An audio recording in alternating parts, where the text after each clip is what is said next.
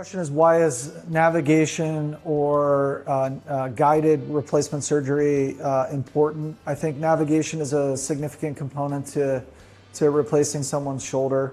And the analogy that I give folks very regularly is it's like reading a paper map versus going through and using GPS to get to the destination that you're interested in.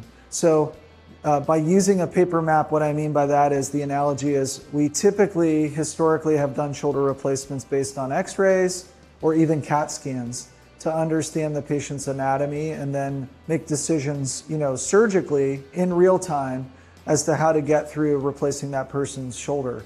When you take the next step and you use this guided navigation arthroplasty thought, you're able to use the patient's anatomy that we're able to gain from pre-operatively planning with a CAT scan, and then going through using software to very specifically and accurately, plan out what exact place on this patient's anatomy we're going to place these replacement components, right?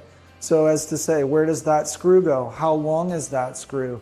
What are the dangers in regards to the relevant close anatomy, deformity that might be present? So navigation is really important because it gives us a very specific roadmap and tells us how we can very accurately and efficiently get to our destination of safely replacing somebody's shoulder, but also doing that so that we reduce complications, increase efficiency and safety. And I think always that's the most important component.